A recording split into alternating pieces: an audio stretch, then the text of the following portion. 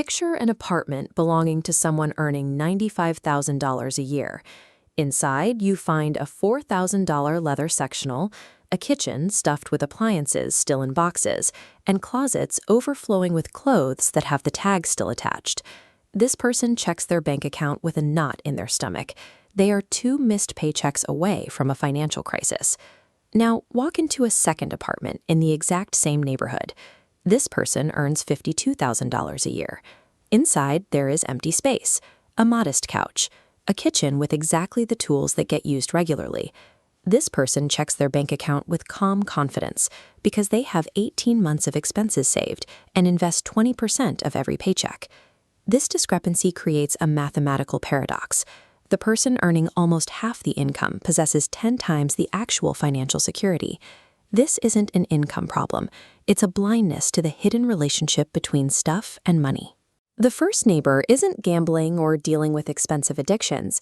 They simply gradually accumulated a lifestyle that requires every dollar they earn to maintain. Without deliberate constraints, high earners tend to build a bloated lifestyle. They create a high-maintenance status quo that consumes their entire paycheck before they have a chance to build real wealth. To break that cycle, we have to reframe the purchase price. Everything you own costs money twice. First, there is the upfront price on the receipt. Then, there is a second cost that is often larger than the first. Consider the space tax.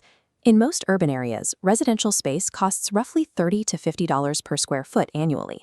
A treadmill takes up about 20 square feet once you account for clearance. That represents up to $1,000 a year in implicit rent to store a piece of equipment that likely hangs clothes most days. Then there is the maintenance tax. For a boat, annual upkeep, including winterization, cleaning, and insurance, typically runs about 10% of the vessel's value. A $30,000 boat drains $3,000 from your account every year, just for the privilege of ownership. We also have to account for opportunity cost. $15,000 tied up in home gym equipment is $15,000 not invested in index funds, where it could grow to $50,000 over 15 years. Every physical possession is a trade-off against future financial freedom. Beyond the money, there is a physiological toll. Visual clutter increases cortisol levels and reduces the brain's ability to focus. Every item you own occupies a small slice of your attention, requiring you to clean, organize, and worry about it. The initial purchase price is merely the entry fee. Ongoing costs continue for as long as you possess the item, effectively turning possessions into long-term liabilities. Minimalists manage these liabilities with Rule 1, calculate cost per use. Before buying anything, divide the total cost by the number of times you will realistically use it. This provides the only honest measure of value. This math destroys impulse purchases. A $200 jacket worn twice costs $100 per wear, while a $400 jacket worn 200 times costs $2 per wear. The more expensive item is actually cheaper in every meaningful sense. Rule 2 is the replacement test. Walk through your home and look at each item you possess. If it disappeared today, would you actually spend money to replace it? For most items, the honest answer is no. They stay in your life through inertia rather than intention. They cost you space and mental energy without providing any corresponding benefit. Rule 3 is to never upgrade perfectly functional items out of boredom. An item remains functional until it genuinely fails to serve its purpose. Desire for novelty or the existence of a newer model is not a functional failure. Treating boredom as a reason to upgrade is a mechanism for wealth destruction. Applied across all categories, from phones to cars, this pattern costs the average consumer over $200,000 throughout their lifetime. Rule 4 is to create friction for spending and ease for saving. Willpower depletes throughout the day, but your environment is constant. By deleting shopping apps and automating transfers to investment accounts, you make the right choice the easy choice. Rules 5 and 6 focus on awareness and testing. Count your possessions regularly to see the absurdity of accumulation, like owning 47 shirts. And before committing to ownership of a kayak or camping gear, rent it. Test whether your enthusiasm is genuine before you clutter your garage. Rule 7 addresses the lifestyle multiplier effect. Most major purchases trigger a cascade of secondary requirements. This pool illustrates the effect perfectly.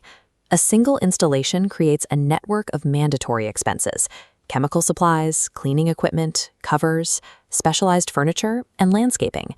This multiplier works in reverse as well. Eliminating one major possession, like a boat, instantly wipes out an entire orbit of parasitic expenses, from insurance and registration to storage fees. Every purchase is a binding contract for a future ecosystem of mandatory consumption. To reach true stability, apply Rules 8 and 9. Define enough before your income increases and measure wealth by optionality. Decide in advance what kind of home and car meet your needs so you don't move the goalposts as you earn more. Wealth is the ability to choose. It is the liquid resources that allow you to leave a toxic job, take 6 months off for a family emergency, or start a business. These options are only available to those who build a margin between their income and their expenses. Rule 10 is cyclical decluttering. Perform small, regular reviews of your items to catch accumulation early. Removing 3 items a week is sustainable. Trying to remove 300 once a year is overwhelming. There is a bi-directional psychology here. Creating financial security through saving naturally reduces the emotional drive to spend.